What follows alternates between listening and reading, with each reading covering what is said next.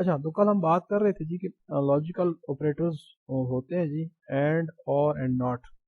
यहाँ पे फिर हम बात कर रहे हैं जी कि जो एंड ऑपरेटर है वो हमें ये फैसिलिटी देता है जी कि हम एक से ज़्यादा जो कंडीशंस हैं उनको चेक कर सकते हैं, और अगर वो सारी कंडीशंस ट्रू होंगी, ये जो इसके लेफ्ट साइड पे लिखी हुई है परसेंट इज ग्रेटर देन 50, और जो राइट साइड पे लिखी हुई है परसेंट इज लेस देन 60, अगर जो दोनों ट्रू होंगी तो फिर ये इफ ट्रू होगा।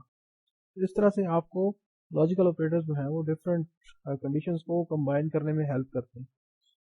अगर यहाँ पे एंड की जगह पे हम और लगा दें, इस एंड की जगह पे हम दो पाइप के साइन लगा दें, तो फिर क्या होगा जी, और ऑपरेटर होगा, और लॉजिकल ऑपरेटर होगा। तो और लॉजिकल ऑपरेटर क्या करता है, या लेफ्ट साइड वाला ट्रू हो जाए या राइट साइड वाला हो जाए ट्रू, दोनों में से कोई एक भी ट्रू हो जाए तो फिर ये कंडीशन ट्रू है। ठीक है, तो हम यही बात कर रहे थे कल भी कि ये आपको हेल्प करता है कि आप या तो आप लेफ्ट साइड वाला कंडीशन जो है वो ट्रू है और राइट साइड वाली कंडीशन ट्रू है। दोनों अगर ट्रू आपने रखनी है और उसकी बेस पे कंडीशन को ट्रू करना है, तो आप फिर यूज़ करेंगे जी एंड ऑपरेटर यहाँ पे। लेकिन अगर आप चाहते हैं कि दोनों में से कोई एक भी कंडीशन ट्रू हो गई, लेफ्ट साइड वाली या राइट साइड वाली, अगर दोनों में से कोई एक भी कंडीशन ट्रू हो गई तो फिर आप यहाँ पे और ऑपरेटर यूज़ करेंगे। ठीक है जी, तो और आप समझते हैं जी कि वो भी एक ऑपरेटर है, और उसमें यहाँ पे दो पाइप साइन होते हैं, और पाइप साइन आपके कीबोर्ड में एंटर के पास ही होता है। ठीक है, किसी जगह पे ऊपर होगा, किसी जगह लेफ्ट साइड पे होगा। तो ये पाइप साइन आप देख लें, ये या और का ऑपरेटर आगे आएगा, हम आपको दिखा भी देंगे। ठीक है जी, तो यहाँ पे यही कह रहा है जी कि आप इस तरह से कंडीशंस को कंबाइन कर सकते हैं और कॉम्प्लेक्स किस्म की कंडीशंस बना सकते हैं। ये आपको एंड और नॉट जो है वो ये फैसिलिटीज देते हैं। ठीक है जी, इसके बाद उन्होंने हमें कहा जी कि is use to combine two condition, second division gets printed. ठीक है, तो यही वही बात कर रहे हैं जी कि आपकी एक से ज़्यादा कंडीशन जो है वो कंबाइन आप कर सकते हैं। इसके बाद हम कह रहे हैं जी कि एक और चीज़ होती है जिसको हमने कल भी बात की थी, कि वो है जी else if clause. Else if clause में ये होता है जी कि अगर आपके बहुत सारी कंडीशंस आपने लिखी हों और उन सब के अंदर आपने इफ यूज़ किया हो, जैसे इस केस में ये ऊपर वाले केस में यहाँ पे इफ के केस में हो रहा था, अगर पहला परसेंटेज ट्रू है तो फिर भी दूसरा इफ चेक होगा, फिर तीसरा एफ भी चेक होगा, चौथा एफ भी चेक होगा। तो क्यों ऐसा हो कि अगर ये पहली कंडीशन ट्रू हो जाए, क्योंकि ये सारी कंडीशंस आपस में रिलेट करती हैं, सारों ने एक दूसरे की वैल्यूज के ऊपर डिपेंड कर रही है, तो सारी कंडीशन इकट्ठी ट्रू नहीं हो सकती। तो एक कंडीशन ट्रू होगी और बाकी जो है वो फॉल्स होगी। तो क्यों ना ऐसा हो कि एक ट्रू हो गई है तो हमें बाकी फॉल्स वाली जो ऑप्शन है वो सी का कोई ऐसा कंस्ट्रक्ट हो तो वो हमें दे दे। वो एक कंस्ट्रक्ट है यहाँ पे, उसी की वो बात कर रहे हैं जी कि आप अब ये कर सकते हैं जी कि आप ये सारी कंडीशन चेक करवाएंगे तो कंपाइलर का ये 4 लाइनें चेक करने पे जो टाइम लगेगा वो टाइम बचेगा। अगर आप इनमें से एक कंडीशन ट्रू होगी तो आपका कंपाइलर आगे चला जाए, वहाँ पे ब्रेक ना करे, वहाँ पे रुके ना, और फिर आगे चला जाए। ठीक है, यहाँ पे यही कह रहे हैं जी, if percent is less than 40, if percent is greater than 40, percent less than 50, percent is greater than 15, percent less than 60, ये कितनी 4 कंडीशन बन रही है। तो ये चारों में से अगर एक ट्रू होती है तो बाकियों को चेक ना किया जाए। ठीक है, तो इस तरह का एक कंस्ट्रक्ट यहाँ पे हमारे पास अवेलेबल है, जिसको हम कहते हैं जी एल्स इफ क्लॉज। तो जो एल्स इफ क्लॉज है जी, इसमें ये हो रहा है जी, अगर आपकी एक कंडीशन, पहली कंडीशन जो है वो ट्रू हो गई है, ठीक है, तो उसके बाद ये जो बाकी क्लास जितनी भी है ये चेक नहीं होगी, ये वाला एल्स इफ चेक नहीं होगा, उसके बाद ये एल्स इफ चेक नहीं होगा। ठीक है, और अगर ये फॉल्स है, पहली कंडीशन फॉल्स है, तो तब दूसरी कंडीशन चेक होगी, अगर दूसरी भी फॉल्स है तब तीसरी कंडीशन चेक होगी। लेकिन अगर पहली कंडीशन ट्रू हो जाती है, if percent is greater then 60, तो ये बाकी तीन कंडीशन चेक नहीं होगी, इस पर आपके कंपाइलर का टाइम बचेगा। तो वो टाइम जो आपका बच रहा है वो एल्स इफ क्लास की वजह से बच रहा है। अब हमने इस प्रोग्राम के अंदर हर एक इफ, पहले इफ को छोड़ के हर एक इफ के अंदर एल्स इफ का कीवर्ड यूज किया हुआ, तो ये एक अलग से कंस्ट्रक्ट है जिसको इफ एल्स इफ लेटर भी कहते हैं, जिसका डेमो है यहाँ पे। और यहाँ पे ये होगा जी, अगर ये कंडीशन ट्रू है तो ये बाकी कंडीशन चेक नहीं होंगी। ठीक है, ये लास्ट एल्स जो है वो कल भी कह रहा था कि यहाँ पे ये ऑप्शनल है, इसको आप अगर यूज़ करते हैं वेल एंड गुड, अगर नहीं यूज़ करते तो फिर आप सारे पहला इफ रखें और बाकी सारी एल्स इफ यूज़ कर सकते हैं। तो जो एक कंडीशन ट्रू हो गई तो बाकी कंडीशन चेक नहीं होगी। लेकिन अगर पहली कंडीशन, वर्स्ट केस में ये हो सकता है कि ये कंडीशन भी चेक ना हो, ट्रू ना हो, ये भी ट्रू ना हो, ये भी ट्रू ना हो, और ये लास्ट वाली जो है वो तो ट्रू हो जाए। ठीक है, ये पहली दो फिर भी चेक होंगी, ये वर्स्ट केस है। लेकिन अगर आइडियल केस आपने केस इस तरह से अरेंज किए हुए हैं कि पहला केस जो है वो ट्रू हो जाता है और बाकी केस जो है वो फिर वो सारे चेक ही नहीं होंगे। तो ये एल्स इफ का फ़ायदा है। तो यही आपको यहाँ पे वो समझाना चाह रहा है जी कि एल्स इफ को आप यूज़ करें। ये आपके पास एक मुतबादल है इफ़ का, और जहाँ पे इफ़ की आपके पास मल्टीपल कंडीशंस होती हैं, यहाँ पे आपके पास एक ही कंडीशन होगी और उसको आप चेक करेंगे। अगर वो ट्रू हो गई तो बाकी कंडीशंस चेक नहीं होगी। ये एल्स इफ क्लास आपको इस तरह के कंस्ट्रक्ट बनाने में, इस तरह से प्रोग्राम बनाने में आपकी हेल्प करता है। तो उसको आप यूज़ करें और इसको समझें और इसमें और इफ एल्स में क्या डिफरेंस है। तो डिफरेंस यही है कि एक पहली कंडीशन आपने इफ बनाई होगी, उसके बाद आपने एल्स इफ का कीवर्ड यूज़ किया होगा और दोबारा आगे कंडीशन लगाई होगी। अब इन दोनों में से एक कंडीशन चेक होगी, या ये अगर ट्रू हो गई तो फिर ये वाली चेक नहीं होगी, लेकिन अगर ये फॉल्स होगी पहली तो फिर ही ये दूसरी चेक होगी, ट्रू ये चेक की जाएगी, कंपाइलर इसको चेक करेगी। ठीक है, तो ये इस तरह की एक चीज़ है, इसको आप समझें, इसको आप करें। कल भी हमने इसकी बात की थी, आज फिर हम इसको रिपीट कर रहे हैं। इसके बाद जी आप कम्प्लेक्स किस्म की कंडीशंस हम बना सकते हैं जिधर आंसर जो है वो यस और नो होता है। तो ये भी कल हमने बात की थी कि एक प्रोग्राम है, एक कंपनी है जिसके पास ड्राइवर्स हैं, और वो ड्राइवर्स को वो जो है वो इंश्योरेंस उनकी करता है। तो वो इंश्योरेंस किस बेस पे करता है कि अगर ड्राइवर मैरिड है तो डायरेक्टली उसकी इंश्योरेंस कर देता है। अगर ड्राइवर अनमैरिड है, मेल है और 30 ईयर्स ऑफ एज या से ज़्यादा है तो उस केस में उसकी इंश्योरेंस कर देता है। और तीसरा केस ये है जी कि अगर ड्राइवर अनमैरिड हो, फीमेल हो और 25 साल से ज़्यादा उसकी उम्र हो तो फिर उसकी इंश्योरेंस कर देता है। ठीक है, तो इनसे इससे कम उम्र के लोगों की वो इंश्योरेंस नहीं कर रहे। तो इस तरह के प्रोग्राम को बनाने के लिए उन्होंने एक हमें एक बनाया हुआ प्रोग्राम यहाँ पे दिखाया था जी, जिसके अंदर ये कंडीशन उन्होंने बनाई थी। तो यहाँ पे हम यही कह रहे हैं जी कि ये जो सिंबल्स लगे हुए हैं यहाँ पे, ये वाले सिंबल्स क्या है जी, जिनको हम और ऑपरेटर कह रहे हैं, ये और ऑपरेटर्स हैं। और ये जो लगे हुए हैं जी, ये क्या है जी, ये एंड ऑपरेटर्स हैं। तो ये दोनों लॉजिकल ऑपरेटर्स हैं, हम इनको कंबाइनली यूज़ कर रहे हैं। एक ही बड़ी कंडीशन हमने बनाई है, इस पूरी का रिजल्ट होगा या यस या नो, दोनों में से एक रिजल्ट इनका होगा। तो अब हम क्या कर रहे हैं जी, पहली कंडीशन में हम चेक कर रहे हैं जी if M S is equal to M, अगर मैरिटल स्टेटस जो है वो मैरिड है, एम है, ठीक है, तो फिर क्या होगा जी, ये इफ ट्रू हो जाएगा क्योंकि बाकी सारे और हैं। और का मतलब है कि बाकियों में से इन तीनों में से कोई एक भी चेक हो गया है, ये और है और ये भी और है। तो इसकी लेफ्ट साइड पे भी एक कंडीशन है, इसकी दरमियान में भी कंडीशन है और इसके लेफ्ट साइड पे भी एक कंडीशन है। तो इन और में से एक भी ट्रू हो गया, पहला, दूसरा या तीसरा, तीनों में से एक भी कंडीशन ट्रू हो गई तो ड्राइवर शुड बी इंश्योर्ड का मैसेज चला जाएगा। ठीक है, अगर इन तीनों में से एक भी, अगर यहाँ पे हम पहुँचते हैं मैरिड अनमैरिड है लेकिन उसका जेंडर मेल है और एज जो है वो 30 से ग्रेटर है, तो उस केस में ये कंडीशन ट्रू हो जाएगी। ठीक है, और फिर तीसरे केस में अनमैरिड है, फीमेल है और 25 साल से उसकी उम्र ज़्यादा है, तो फिर ये कंडीशन ट्रू हो जाएगी।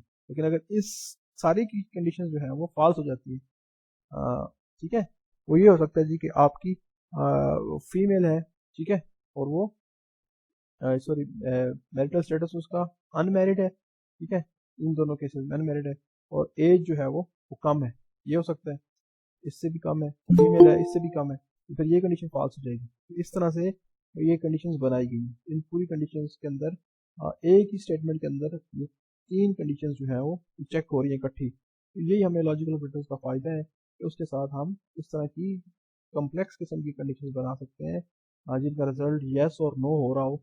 तो उस तरह के केसेस में हमें ये हेल्पफुल है। ठीक है जी, ड्राइवर जी, बाकी सारी इसी की एक्सप्लेनेशन है, तो ये कल भी हम बात कर चुके हैं इसलिए हम इसको ज़्यादा डिटेल में अभी नहीं जाएंगे। ठीक है जी, तो यहाँ पे उसने एक और प्रोग्राम दिया हुआ जी, इसको भी आप बना सकते हैं जी। हम यहाँ पे उसने कहा जी कि सैलरी किस बेस पे कैलकुलेट होगी, तो इस तरह का भी एक प्रोग्राम उसने अभी बनाया जी। इसके बाद तो सैलरी इस तरह कैलकुलेट होगी जी कि मेल है और फीमेल, जो जेंडर मेल है या जेंडर फीमेल है, फिर उसकी सर्विस जो है वो 10 साल से ज़्यादा है या 10 साल से कम है, ये दूसरी कंडीशन उसने रखी हुई है। तो तीसरी कंडीशन रखी हुई है जी उसने, क्वालिफिकेशन उसकी क्या है, क्वालिफिकेशन उसकी पोस्ट ग्रेजुएट है या ग्रेजुएट है, ये दो चीज़ें उसने रखी हुई हैं। ठीक है, ये भी यूज़र से सारी इनपुट्स होंगी, यूज़र से ये इनपुट किया जाएगा कि भाई जेंडर क्या है, ईयर ऑफ सर्विस कितनी है, क्वालिफिकेशन कितनी है, ये तीन चीज़ें यूज़र से इनपुट की जाएंगी। यूज़र से ये तीनों चीज़ें इनपुट हो जाएंगी तो फिर इन तीन कंडीशन की बेस पे सैलरी तय होगी। ठीक है जी, 15,000 सैलरी हो जाएगी अगर वो क्या है जी, अगर वो पोस्ट ग्रेजुएट भी है, मेल भी है और 10 साल से ज़्यादा सर्विस कर चुका है तो वो क्या होगा जी, उसका 15,000 रुपये सैलरी बन जाएगी। अगर मेल है लेकिन पोस्ट ग्रेजुएट नहीं है, 10 साल से सर्विस ज़्यादा है, तो सैलरी 10,000 होगी। इसी तरह से सर्विस कम है लेकिन पोस्ट ग्रेजुएट है तो 10,000 सैलरी होगी। ये सारी कंडीशन उन्होंने पहले से तय की हुई हैं। फीमेल है, 10 साल से सर्विस भी ज़्यादा है, पोस्ट ग्रेजुएट है तो उसकी सैलरी 12,000 है। ठीक है, तो इसको प्रोग्राम की शक्ल में कैसे कन्वर्ट करना होगा, इसके लिए वो आपको इस तरह के एग्जाम्पल प्रोग्राम्स देता है, ताकि आप इनको करके तो आप समझ जाएं कि हम कैसे ऐसे प्रोग्राम्स को खुद बना सकते हैं। तो यहाँ पे ये वेरिएबल्स बना रहा है जी, करेक्टर जेंडर के लिए एक बना रहा है, फिर ईयर ऑफ सर्विस के लिए एक बना रहा है, क्वालिफिकेशन के लिए एक वेरिएबल बना रहा है, सैलरी को उसने इनिशियली 0 किया हुआ है। ठीक है, ये 4 वेरिएबल्स उसने बना दिए। इसके बाद हम इस चले जाते हैं थोड़ा सा। यहाँ पे यूज़र को कहा थी कि जेंडर दो, ईयर ऑफ सर्विस दो, क्वालिफिकेशन दो, और जेंडर के लिए उसने कह दिया ठीक है, क्वालिफिकेशन जो उसने कह दिया कि 0 दो या 1 दो। क्वालिफिकेशन 0 है अगर ग्रेजुएट है, अगर 1 है तो इसका मतलब वो पोस्ट ग्रेजुएट है। तो अब इन्हीं कंडीशंस की बेस पे वो चीज़ें चेक हो रही हैं। ठीक है, जेंडर में या वो एफ देगा या एम देगा। ठीक है, तो यहाँ पे पहले जो कंडीशन है वो बनाई है उसने जी, ये यहाँ पे लॉजिकल ऑपरेटर्स को यूज़ किया।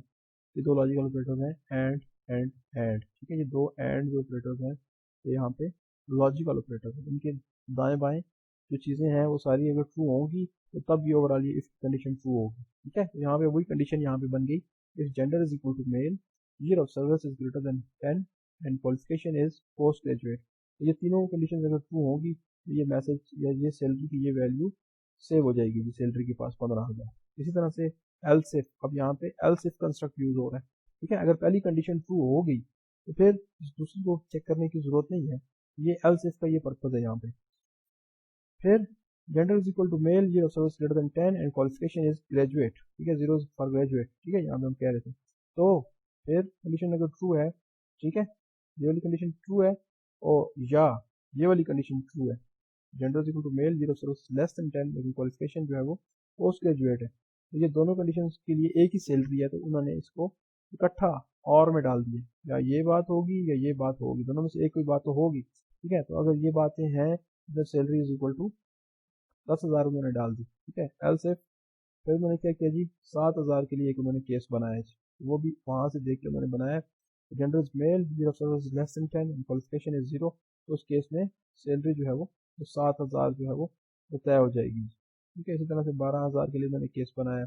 इन सब के अंदर ये जो चीज़ें आपको नजर आ रही है जी, ये क्या है जी, ये आपके लॉजिकल ऑपरेटर्स हैं, और ये आपको कॉम्प्लेक्स किस्म की कंडीशन बनाने में हेल्प आउट करते हैं। ये सारे जो है वो एंड ऑपरेटर्स को मैं हाईलाइट भी कर रहा हूँ साथ से, तो आप समझें कि ये कंडीशन कैसे बनी है, मुश्किल नहीं है।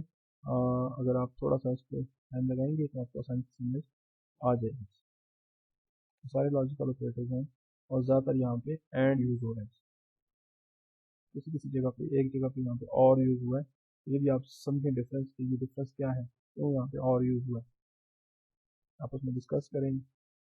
इसी तरह से मीटिंग्स आपस में कॉल करें, जिनकी अच्छी दोस्ती है आपस में इस तरह से मीटिंग्स कॉल करके और एक दूसरे को समझाएं, और इससे आपको खुद भी समझ आ जाएगी, जो कंफ्यूजन होगी वो भी आपकी दूर हो जाएगी। ठीक हो गया, ये बात हम कर रहे हैं। ठीक है, तो इस तरह से सैलरी जो है वो कैलकुलेट हो जाएगी।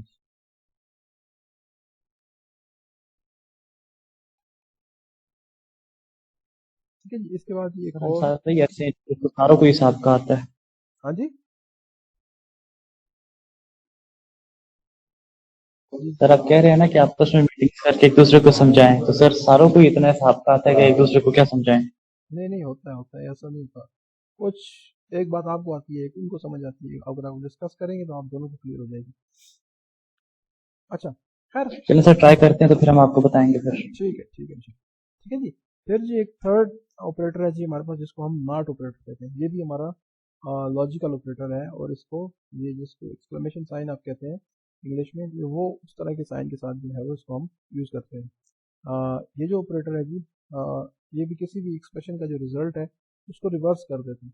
अगर आपने आपकी एक चीज़ का रिजल्ट ट्रू है तो ये उसको फॉल्स कर देगा, अगर फॉल्स है तो उसको ट्रू कर देगा, तो ये रिवर्स चलता है।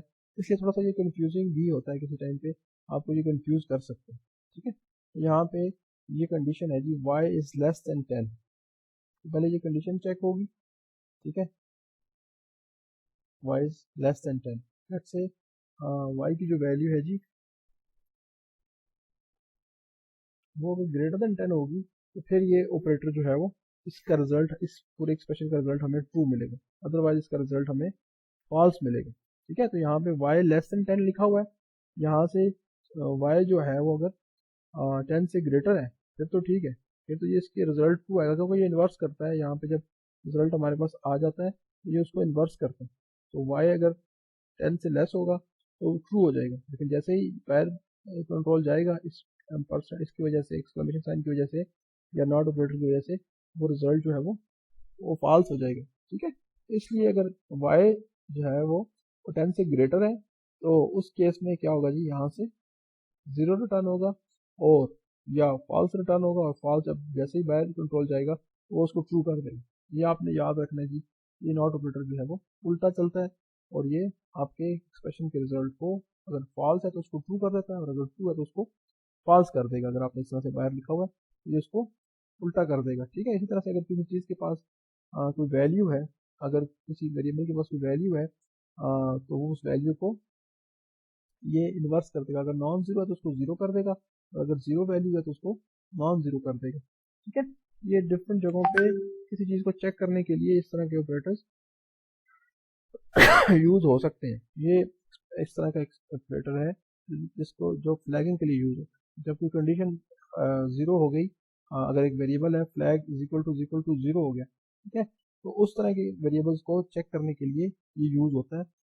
ठीक है, नॉट का अब बस सिंपल आप ये याद रखें कि ये किसी भी एक्सप्रेशन के रिजल्ट को इन्वर्स कर देता है। ठीक है, तो नॉट फ्लैग, यहाँ पे इफ नॉट फ्लैग लिखा हुआ है ना, तो फ्लैग की वैल्यू अगर जीरो है, ठीक है, तो flag is equal to zero, ये उसको नॉन जीरो कर देगा। ठीक है, इफ नॉट फ्लैग इसका मतलब है अगर ठीक है जी, तो फ्लैग की वैल्यू जो है वो नॉन जीरो है तो उसको जीरो कर देगा, लेकिन अगर जीरो है तो फिर उसको ये ट्रू कर देगा। ये उस केस में ये ट्रू होगा जब फ्लैग की वैल्यू जीरो हो जाएगी। तो ये उल्टा चलता है, और जीरो वैल्यूज को नॉन जीरो करता है और नॉन जीरो वैल्यूज को जीरो करता है। जैसे ही इसकी वैल्यू जीरो होगी फ्लैग की, तो ये उसको नॉट करके नॉन जीरो कर देगा और कंडीशन ट्रू हो जाएगी। अदरवाइज अगर फ्लैग की वैल्यू वन है तो वन को ये जीरो कर देगा। ठीक है, उस केस में कभी भी इफ जो है वो ट्रू नहीं होगा। ठीक है, तो ये इस तरह की चीज़ों को चेक करने के लिए जहाँ पे हमने किसी खास चीज़ के ऊपर चेक रखा हो कि भाई फलां चीज़ जो है वो जब जीरो हो जाए, फलां चीज़ जब जो है ना वो वन हो जाए, तो इस तरह की कंडीशन को चेक करने के लिए ये फ्लैगिंग के लिए ये यूज़ हो सकता है। ये नॉट ऑपरेटर, और थोड़ा सा ये उल्टा होता है तो इसलिए ये थोड़ा सा कंफ्यूज भी आपको कर सकता है। फिर यहाँ पे इसकी समरी मैंने दी है जी, कि आपका एंड है, और है, और आपका नॉट है। ठीक है, तो ये तीन जो आपके लॉजिकल ऑपरेटर्स हैं ये किस तरह से काम करते हैं हम इनको ज़रा समझ रहे हैं। तो यहाँ पे आपका एक्स वाई, ठीक है, ये दो वेरिएबल्स हैं, फॉल्स फॉल्स। ठीक है, तो यहाँ होता क्या है कि नॉर्मली यहाँ पे ज़ीरो होता है, ये ट्रुथ टेबल इसको आप कह लें। यहाँ पे ये zero zero zero one one zero one one. ठीक है, ये इस तरह से ये दो इनपुट्स हैं, तो दो के हिसाब से ये टू रेज पावर टू होगा। यहाँ पे ये फोर इनपुट्स होंगी डिफरेंट। ठीक है, तो दो इनपुट्स हैं तो इसलिए two raise power to four different inputs होंगी। जीरो जीरो होगा तो जीरो जीरो को ये नॉट जो है वो ट्रू कर देगा, जीरो को वन कर देगा। ये नॉट है, ये जीरो को वन कर देगा, तो फॉल्स को ट्रू कर देगा। ठीक है, इसी तरह से एक्स एंड वाई। ठीक है, X and Y, X actually ये है, ये फॉल्स है और ये भी फॉल्स है। जब दोनों फॉल्स होंगे तो रिजल्ट फॉल्स होगा। ये उस केस में ट्रू होता है एंड जब दोनों इनपुट्स जो हैं वो ट्रू हों। यहाँ पे लास्ट वाली जो लाइन है इसमें ये इनपुट ट्रू है और ये भी ट्रू है, तो तब जाके ये ट्रू है। बाकी ये सारे केसेस में ये एंड जो है वो फॉल्स होगा।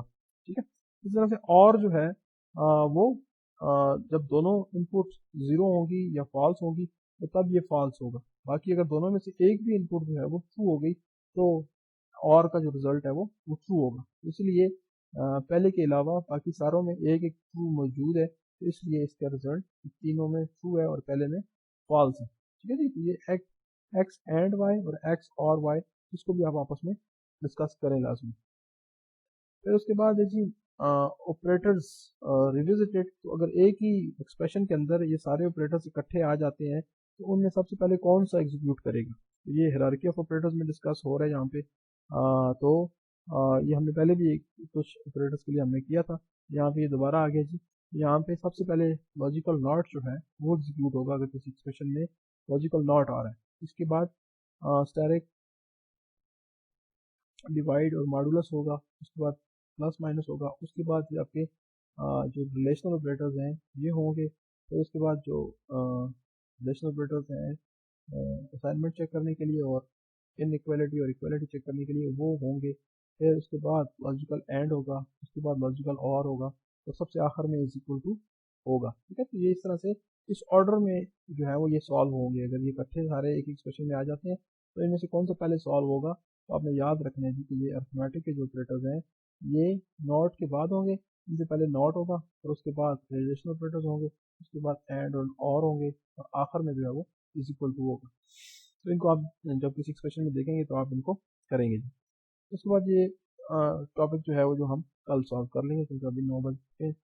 तो ये कंडीशनल ऑपरेटर्स हम कल करेंगे। अभी आप इन ऑपरेटर्स को देखें, इनको समझने की कोशिश करें कि ये जो ऑपरेटर्स हैं अगर ये किसी एक एक्सप्रेशन में आ जाते हैं तो पहले कौन सा सॉल्व होगा। ठीक है, और इसके अलावा लॉजिकल नॉट की जो सॉरी लॉजिकल ऑपरेटर्स की जो 3 डिफरेंट पार्ट्स हैं इनको समझने की कोशिश करें और डिफरेंस जो है उसको भी देखें। एंड और नॉट कैसे कैसे यूज़ होते हैं, इसकी कॉमन एग्जांपल्स आप इंटरनेट पे भी सर्च करें, वहाँ से भी आप इनको सॉल्व करने की कोशिश करें। ठीक है जी, लेक्चर यहाँ पे क्लोज है। अगर आपके कोई क्वेश्चन है तो हम भी करें।